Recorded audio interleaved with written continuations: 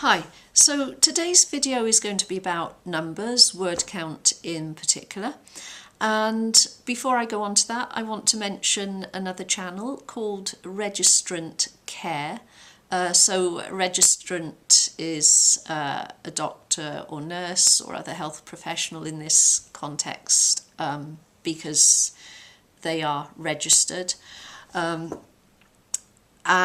it looks like the guy who produces this channel is a union rep or something like that, because he talks about the legal rights and, you know, the general well-being and welfare of doctors and nurses. So he's got quite he hasn't got a lot of videos at the moment, but the ones he has got are well worth watching, good information and, you know, likely helpful if you're a nurse or a doctor. But he's done a video about Lucy Letby and why she likely didn't have much of a defence. And it echoes what Carl Perkins has said. So cost would be one factor.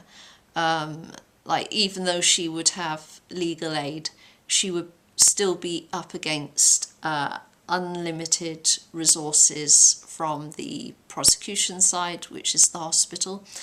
The other factor would be that she was likely advised not to bring in special witnesses on the grounds that it would have been the prosecution's job to find her guilty, not her job to prove that she was innocent.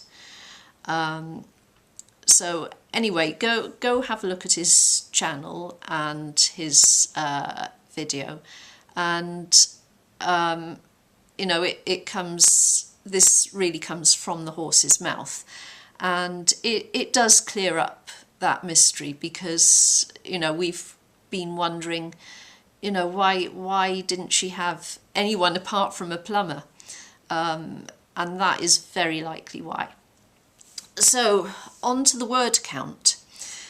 Now I'm looking in this context at Lucy, her immediate colleagues, so that would be the consultants that took part in the trial, and other nurses, and obviously the union reps, and like other staff, like the ward managers, everyone who has given evidence or been involved in this case, right from when concerns were mooted, you know, even before it got to the police. So, you know, right from when you know, it was flagged up, all these are suspicious deaths, right up until the present day. And obviously you got people now giving evidence at the thorough inquiry. So I was actually wondering, because there is really going to be a lot of transcripts now of everything. So, I mean, what was going on in the hospital itself, that is going to be largely emails and also minutes of meetings. But once you get to the police, the court, you get transcripts of everything, and of course the thorough inquiry, you got transcripts of that as well. And if you were able to put all those transcripts through some software, I'm quite sure this is possible. And if there's any I can never say that word, statisticians or statistics channels I'd love your feedback on this actually, and see what you think about this. So if you were to put all of that through some software that could do a word count for each person that was speaking, and I'm quite sure that this is possible to do, because I mean it's possible to read PDFs these days. So I am wondering who would have, what the proportions would be like in this. Now, obviously, you're weighing in that some people were called on to give more evidence than others, and some people talk more or talk less than others. But that being said, I wonder if there are any,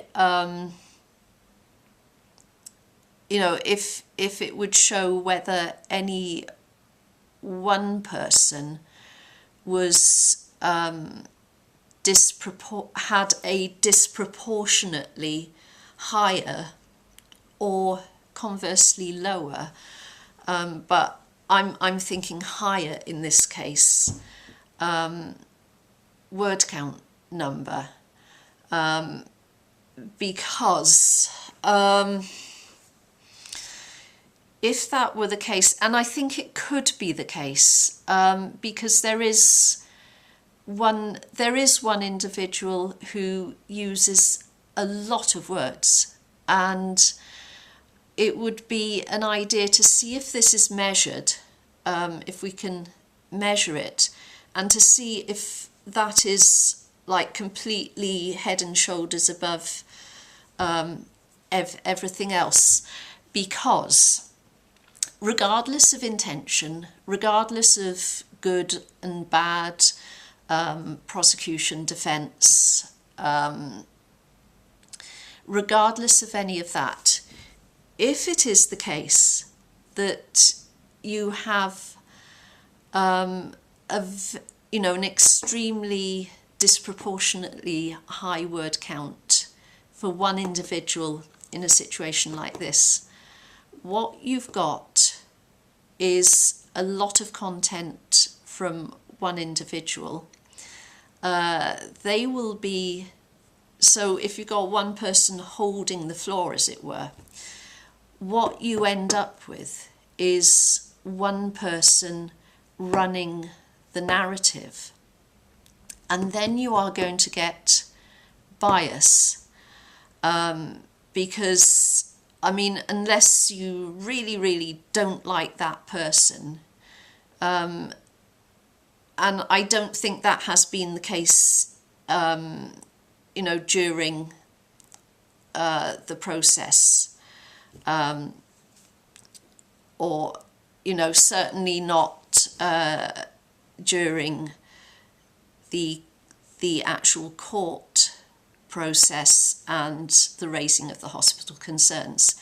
I think it's kind of been, even though it's been fractious and a lot of tensions, I think, I don't think personality has been so great that someone is ended up daggers drawn and gone, I'm not listening to that person, their words have no weight with me, whatever.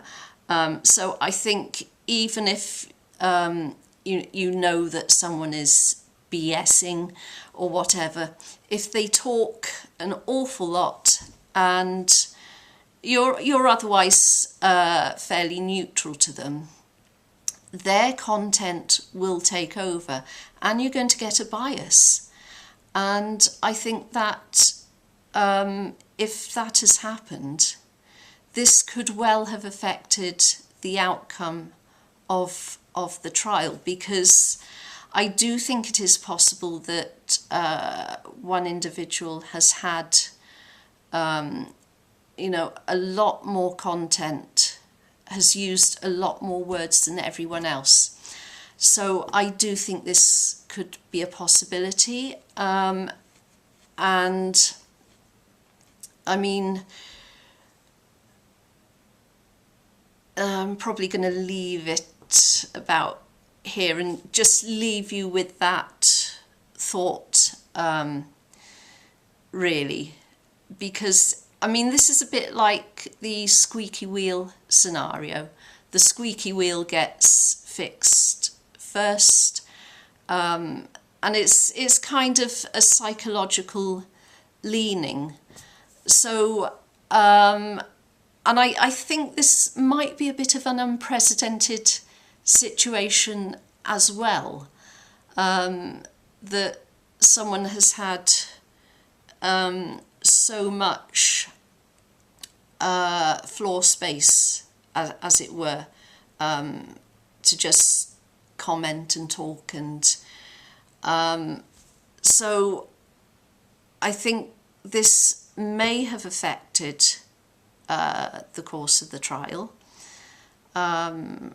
So please, any statisticians, if you've got any good information about this sort of thing, it'd be really good to hear, because if this situation is true, that, you know, there has been a lot of content from one individual, and it also holds true that